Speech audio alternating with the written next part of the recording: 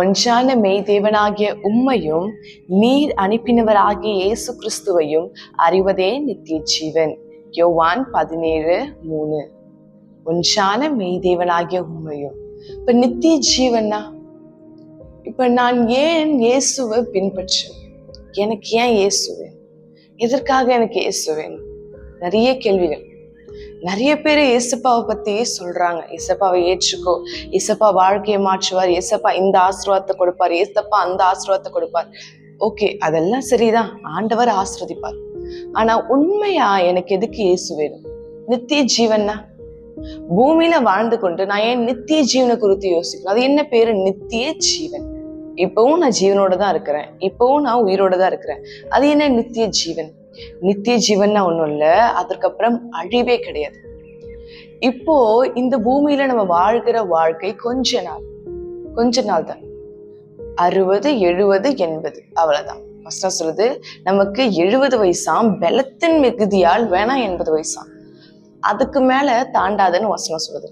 அப்போ கர்த்தர் நமக்கு என்ன வாழ்க்கையை கொடுக்கிறார் அப்படின்னா, ஒரு டெம்பரரி லைஃப் இங்க கொடுக்கிறார். அதுக்கப்புறம் இந்த ஜீவன் இந்த சரீரத்தை விட்டு வெளியே வந்துடும். அதற்கப்புறம் நம்ம ஒரு இடத்துல பிரவேசிப்போம். அது எதை பொறுத்துனா, இங்க நீங்க வாழ்ந்த வாழ்க்கை பொறுத்து. ஒண்ணு பரலோகம், இல்ல அது நரகம். அந்த இடத்திற்கு போவதற்கான முடிவு உங்க கையில இருக்கு. அந்த வாழ்க்கை எப்படிப்பட்டதுன்னா, அது நித்தியமானது. ஒண்ணு நீங்க பரலோகத்துக்கு போறீங்கன்னா அது நித்தியமா பரலோகத்துல இருப்பீங்க. இல்ல நீங்க நரகத்தை சென்று போறீங்க நித்தியமா, which means அதுக்கு ஒரு எண்டே கிடையாது, அதற்கு ஒரு முடிவே கிடையாது. இப்ப இருக்கிற இந்த டெம்பரரி லைஃப் கிடையாது, பெர்மனன்ட். அதுக்கப்புறம் நீங்க என்ன செய்தாலும் உங்களால மாற்ற முடியாது. இப்ப இங்க இருக்கிற இந்த 70 வருஷம் 80 வருஷத்துல நீங்க என்ன வேணா மாற்றிக்கொள்ளலாம், என்ன வேணா காரியங்களை செய்யலாம், எந்த காரியங்கள்னா செய்யலாம். ஆனா ஒன்ஸ் எப்போ அந்த வாழ்க்கைக்குள்ள என்டர் ஆயிட்டீங்களோ, அதுக்கப்புறம் உங்களால எதையுமே மாற்ற முடியாது. அப்போ என்ன கொடுக்கப்பட்டதோ அவ்வளவுதான். நான் நரகத்துல இருந்து எனக்கு நான் பரலோகத்திற்கு போய் என்னால ஆசைப்படவும் முடியாது. ஏன்னா அதுக்கப்புறம் ஒரு மாற்ற முடியாது. அதுதான் நித்திய ஜீவன். அப்போ அந்த நித்திய ஜீவனை நான் சுதந்திரத்துக் கொள்ளணும், நான் பரலோகத்தை சுதந்திரத்துக் கொள்ளணும் அப்படின்னா நான் என்ன செய்யணும் அப்படின்னா, இயேசுவை பிடித்துக்கணும். ஒன்றான மெய் தேவனாகிய உம்மையும் நீர் அனுப்பினவராகிய கிறிஸ்துவையும் ஆண்டவர் அறிந்து கொள்வது, பிதா தேவனாகிய கர்த்தர் அறிந்து கொள்வது, இயேசு எனக்காக அடிக்கப்பட்டவர், எனக்காக ஜீவனை கொடுத்தவர் அப்படின்னு விசுவாசிக்கிற இந்த வாழ்க்கை தான் உங்களுக்கு என்ன கொடுக்கும்னா நித்திய ஜீவனை கொடுக்குமா.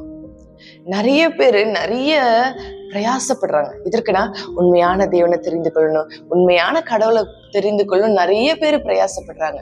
நான் கடவுளை தேட போகிறேன், நான் இதை செய்ய போகிறேன், என்னென்னமோ காரியங்கள் செய்யறதுக்கு என்னென்னமோ விஷயங்கள் செய்யறது நிறைய உலகத்துல செய்து கொண்டிருக்காங்க. ஆனா எது உண்மையான வழி அப்படின்னா, இயேசுவை அறிந்து கொள்வது, பிதாவை அறிந்து கொள்வது.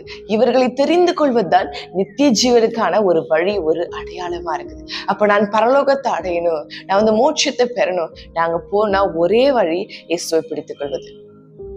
இந்த பூமியில வாழ்ற வாழ்க்கைக்கு, ஆசீர்வாதங்களுக்கு எல்லாரும் இயேசப்பாவை எப்படி ப்ரொஜெக்ட் பண்ணுவாங்கன்னா, ஆசீர்வாதத்திற்குரிய தேவனா. அதற்கு மட்டுமா?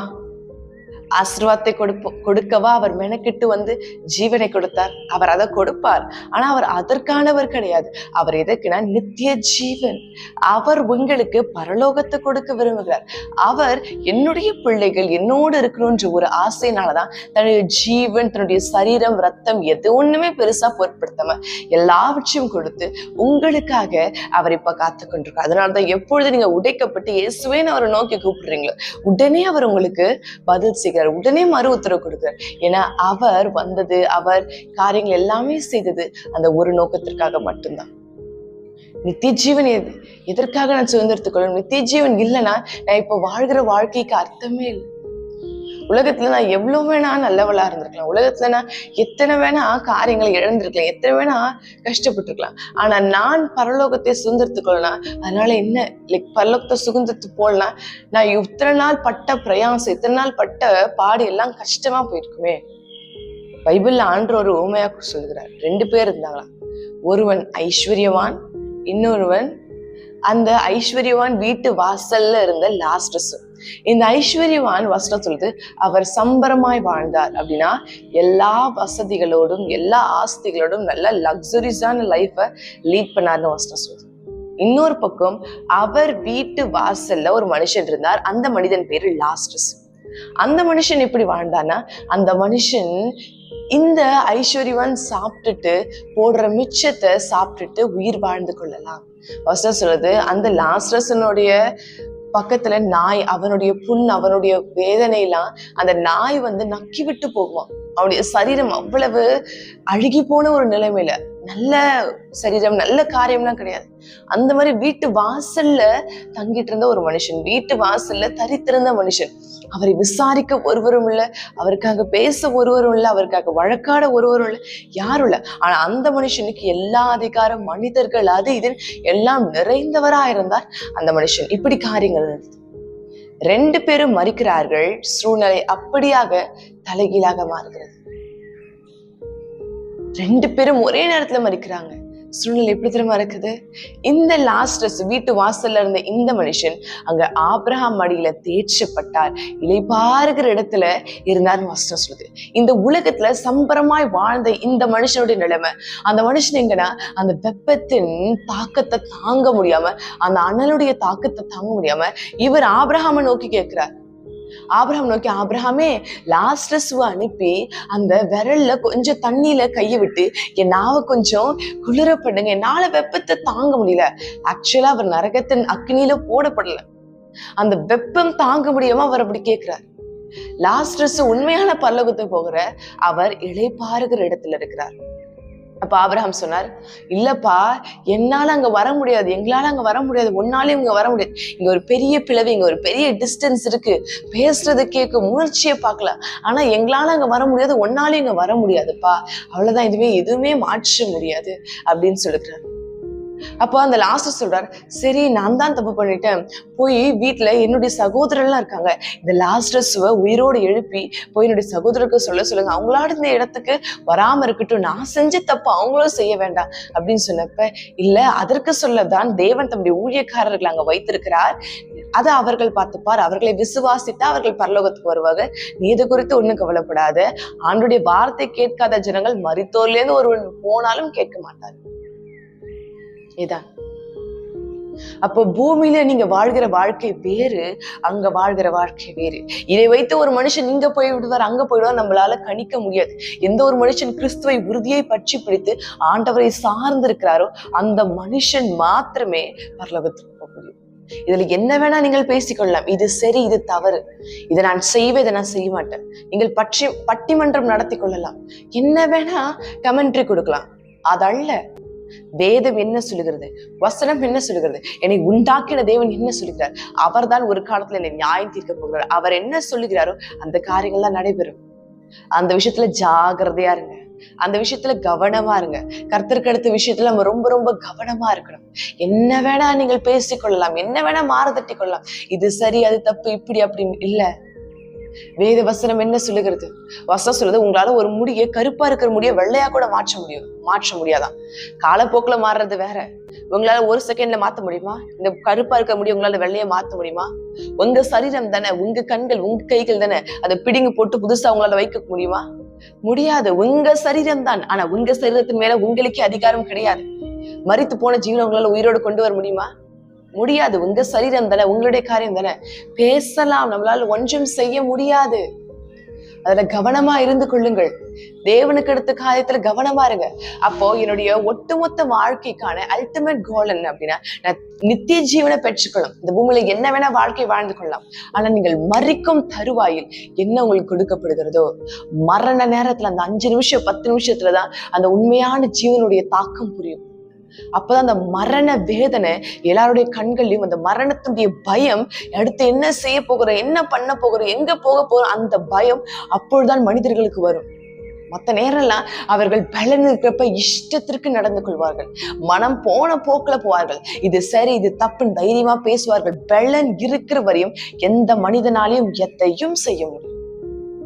தெம்பு இருக்கும் பொழுது பேசலாம், கையில பலம் இருக்கும் பொழுது, மனிதர்கள் உங்களுக்காக பேசும்பொழுது, அதிகாரம் உங்களுக்காக இருக்கும் பொழுது நீங்க என்ன வேணா பேசலாம், என்ன வேணா செய்யலாம். ஆனா எல்லாமே பிடுங்கப்பட்டு ஒன்றுமில்லாமல் வெறுங்கையாய் நிற்கும் பொழுதுதான் அதனுடைய உண்மையான அர்த்தம் புரியும். அப்போதான் மனிதர்கள் யார், சூழ்நிலையார், இந்த ஜீவன் எதற்காக, இந்த வாழ்க்கை எதற்காக, அப்ப மட்டும்தான் உங்களுக்கு புரியுமே தவிர மத்த எப்பயுமே புரியாது. சிறுமையில மட்டும்தான் உண்மையான வாழ்க்கையை உங்களால புரிந்து கொள்ள முடியும். அப்ப எது நிதர்சனமான உண்மை, எது உண்மையான ஜீவன்? சில பேர் இது என்ன வாழ்க்கை, இதை நான் கொஞ்ச நாள் வாழ்ந்துட்டு பலன் இருக்கும்போது நான் நல்லா வாழ்ந்துட்டு வயதான காலத்துல நான் கடவுளை தேடி கொண்டு போவேன். இல்ல, அது தவறான செயல், தவறான காரியங்கள். இல்ல, நித்திய ஜீவன் எப்போ நாம் மறிப்போம், எப்போ சூழ்நிலைகள் மாறும், எப்போ காரியங்கள் வரும் தெரியாது. இன்றைக்கு ரட்சணினால், இன்றைக்கு ரட்சிப்பினால், இன்றைக்கு இயேசுவை பிடித்துக் கொள்ளுங்கள். நித்திய ஜீவனை இன்றைக்கு சுதந்திரத்துக் கொள்ளுங்கள். நாளைக்கு அடுத்த நாள் போஸ்ட்போன் பண்ணவே கூடாது. இந்த காரியத்தை தள்ளி போடவே கூடாது. இன்றைக்கு தேவன் சொல்ற, இன்றைக்கு தான் ரட்சிப்பினால், இன்றைக்கு இயேசுவை உறுதியாய் பற்றி பிடிங்க. இன்றைக்கு ஆண்டவரை உறுதியை பற்றி பிடிங்கள். இயேசுவை அறிந்தவர்கள் மாத்திரம்தான் பரலோகத்திற்கு போக முடியும். அவர் ஒருவரே வழி. வசனம் சொல்லுது, நானே வழியும் சத்தியமும் ஜீவனுமா இருக்கேன். அவர் மாத்திரமே பரலோகத்திற்கான வழி. அவரை அல்லாமல் வேற வழி கிடையவே கிடையாது. சுத்தமா இல்லை. இந்த சத்தியத்திற்குள்ள நாம் வரணும். இதை நாம் புரிந்து கொள்ளணும், இதை நாம் தெரிந்து கொள்ளணும், இதை பின்பற்றுகிற பிள்ளைகளாய் இருக்கணும். இதைத்தான் ஆண்டவர் இன்றைக்கு உங்களோடு கூட பேசிக் கொண்டிருக்கார். நித்திய ஜீவனை அடைவது எப்படி? இயேசுவையும் பிதாவையும் அறிந்து கொள்வதுதான், அவர்களை தெரிந்து கொள்வதுதான் நித்திய ஜீவனுக்கான வழி. இதை புரிந்து கொள்ளுங்கள். வேற இதை செய்வேன், நான் உங்க வாழ்க்கையில் நான் இவ்வளவு தான தர்மம் செய்வேன், நான் இவ்வளவு பாவம் செய்வேன், அதற்கு ஈடாக இவ்வளவு தான தர்மம் செய்வேன், இல்ல வயதான காலத்துல இந்த இடத்துக்கு போவேன், அந்த இடத்துக்கு போவேன், இல்ல எல்லாரையும் விட்டுட்டு நான் கடவுளை தேட நான் இந்த காட்டு பகுதிக்கு போகிறேன். இது எல்லாம் அல்ல, இந்த காரியங்கள் அல்ல.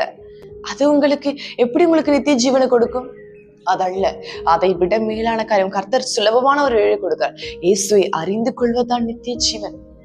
உங்க வீட்டுல ஒரு மூளை போதும், அங்க உட்காந்து ஜெபிக்க போறீங்க, ஆண்டு உங்களுக்காக இறங்க போக, பிரசனத்தை ருசிக்க போறீங்க, மகிமையான காரியங்கள் உங்களுக்கு கொடுக்கப்பட போகுது. இதுதான் நித்திய ஜீவன், அவ்வளவுதான் நித்திய ஜீவன். இதை விட்டு இங்க போற அங்க போறோம் இல்ல, அதல்ல வழி. இதுவே அந்த மெய்யான வழி. இதற்காக உங்களை ஒப்புக்கொடுங்க. தேவன் உங்களை மகிமையாய் நடத்த போதுமான ஆண்டவராக இருக்கார். இன்றைக்கு ரட்சணை, இன்றைக்கு பிடித்து கொடுங்க. இன்றைக்கு ஏசப்பா உங்களுக்கு நித்திய ஜீவனை கொடுக்க போகிறார். விசுவாசிக்கிறீங்களா? ஒன்றுமில்ல, விசுவாசி. இயேசுவே எனக்கு இதற்கு முன்பாக நான் நித்திய ஜீவன், பரலோகம், நரகம் அதை குறித்துலாம் எனக்கு தெரியவே தெரியாது. இந்த வார்த்தை கேட்டு நான் பரலோகத்திற்கு, மோட்சத்திற்கு உம்மோடு வரணும்னு நான் ஆசைப்படுகிறேன். எனக்கு நித்திய ஜீவனை கொடுங்க, எனக்கு பரலோகத்தை கொடுங்க. நீங்க முழங்கால் படிட்டு கேளுங்க. இப்பொழுது ஆண்டவர் உங்களுக்கு நித்திய ஜீவனை கொடுக்க போகிறார். ஐஸ்வர்யவான் லாஸ்டர்ஸ்வான் நல்லா நினைப்புல வச்சுக்கொள்ளுங்க. இந்த பூமியில நான் இப்படி இருக்கிறேன், அதனால எனக்கு பரலோகம் கிடைக்கும், கிடையாது. சுத்தமா கிடையாது. மைண்ட்ல எப்பவுமே வச்சுக்கோங்க, பூமியில வாழ்கிற வாழ்க்கையை வச்சு உங்க நித்திய ஜீவனை உங்களால கணக்கு போட முடியாது. எப்ப பூமியில இயேசுவை பின்பற்றி அவருடைய வார்த்தைக்கு கீழ்ப்படிந்து உண்மையா உத்தமா நடந்து கொள்கிறீங்களோ அப்பதான் உங்களுக்கு அந்த தைரியம் இருக்கணும், நான் பரலோகத்திற்கு போவேன். இப்ப ஒரு நம்ம ஆண்டவர் நோக்கி ஜெபிப்போம். அவர் உங்களுக்கு மகிமையான காரியத்தை இப்போ கொடுக்க விரும்புகிறார். ஜெபிக்கலாம். மகிமையின் தேவனே உமக்கு ஸ்தோத்திரம், மாறாதவரே உமக்கு ஸ்தோத்திரம், கிறிஸ்து இயேசுவே உமக்கு ஸ்தோத்திரம், ஜீவனின் பலனானவரே உமக்கு ஸ்தோத்திரம், நான் ஆராதிக்கும் என் தேவனே உமக்கு ஸ்தோத்திரம், வல்லமையானவரே உமக்கு கோடான கோடி ஸ்தோத்திரம் ஆண்டவரே. அப்பா, இந்த வார்த்தைக்காக இந்த ஜனங்கள் இந்த வார்த்தை கேட்டுக்கொண்டிருக்கிறார்கள் ஆண்டவரே. இந்த வார்த்தைக்காக உமக்கு நான் ஸ்தோத்திரம் செலுத்துகிறேன் ஆண்டவரே. அவர்களை உண்மை அறிந்து கொள்ளணும் ஆண்டவரே, நித்திய ஜீவனை அவர்களை பெற்றுக்கொள்ளணும் ஆண்டவரே. அப்ப இந்த வார்த்தை கேட்டு எனக்கும் நித்திய ஜீவன் வேணும், நானும் மோட்சத்தை அடையணும், நானும் இயேசுவை அடைந்து கொள்ளுன்னு சொல்லிட்டு அவர்களுக்கு அதை கொடுப்பீராக ஆண்டவரே. அந்த நித்திய ஜீவனை அவர்களுக்கு கொடுப்பீராக தகப்பனே, அந்த நித்திய ஜீவனை அவர்களுக்கு கொடுப்பீராக. அவர்கள் அதை அடையட்டும் ஆண்டவரே. ரத்தத்தை ஊற்றி அவர்களை கழுவுங்க ஆண்டவரே. அப்பா, அவருடைய பரிசுத்த ஆவியை கொடுத்து அவர்களுக்கு அந்த அத்தாட்சியை கொடுங்க. யாரையெல்லாம் முழங்கால் படித்து இப்பொழுது எனக்கு நித்திய ஜீவன் வேணும்னு கேட்கிறார்கள், அவர்கள் எல்லாம் உடைய ஆவி நிறை தள்ளட்டும், அவர்கள் எல்லாம் உடைய அபிஷேகம் நிறை தள்ளட்டும். அவர்களை நிரப்புங்க சுவாமி, உடைய ஆவினால் அளவில்லாமல் நிறை தள்ளுங்க ஆண்டவரே. மகிமையான காரியத்தை கொடுங்க ஆண்டவரே, பெரிய காரியத்தை கொடுங்க ஆண்டவரே. அதிசயத்தையும் அற்புதத்தையும் செய்தவர்களை நிறைத்தருளுங்க ஆண்டவரே. உடைய பரிசுத்த ஆவியை கொடுத்து அவர்களுக்கு அந்த அத்தாட்சியை கொடுப்பீராக. அப்ப நம்முடைய வல்லமை இறங்கட்டும் ஆண்டவரே. ரத்தத்தை ஊத்தி பாவத்தை குறித்த உணர்வை கொடுங்க ஆண்டவரே. அந்த பாவங்கள் எல்லாம் அவர்களை விட்டு நீங்கி போகட்டும் ஆண்டவரே. ஒரு பரிசுத்த வாழ்க்கை அவர் கட்டளை கொடுங்க ஆண்டவரே. ரட்சகரே மீட்பரே, இயேசுமக ராஜாவே, இம்மானுவேலரே, கிறிஸ்து இயேசுவே, ஜீவன் பெறனானவரே, ஜீவாதிபதி, அதை இவர்களுக்கு நீர் கொடுக்க போறமைக்காக, சகாயம் செய்ய போறமைக்காக, கிருபையினால் நிறைத்தள்ள போறமைக்காக உனக்கு கோடான கோடி ஸ்தோத்திரம் ஆண்டவரே. அப்பா, இப்பொழுது நிரப்புங்க, அந்த அபிஷேகம் இறங்கட்டும், ஆவி இறங்கட்டும், அக்னி இறங்கட்டும், அளவில்லாமல் நீ அவங்களை நிறைத்தள்ள போறமைக்காக உனக்கு கோடான கோடி ஸ்தோத்திரம் ஆண்டவரே. நீ நிரப்புங்க, அபிஷேகிங்க. உடைய வல்லம் இருக்கட்டும் ஆண்டவரே. பரிசுத்த ஆவியானவரே உமக்கு நன்றி. இம்மானுவேலரே உமக்கு நன்றி அப்பா. அவர்களை இப்பொழுதே உடைய அபிஷேகத்தினால் நிறைத்தள்ளதற்காகவும் அந்த நித்திய ஜீவனை அவர்கள் கொடுத்ததற்காகவும் உமக்கு கோடான கோடி ஸ்தோத்திரம் ஆண்டவரே. பிள்ளைகளோடு கூட இருங்க, அவர்களை ஆசீர்வதிங்க, பலப்படுத்துங்க, வழி நடத்துங்க. இயேசு கிறிஸ்துவின் நாமத்தினாலே ஜெபிக்கிறேன், ஜெபம் கேளும் ஜீவன் நல்ல பிதாவே. ஆமென், ஆமென், ஆமென்.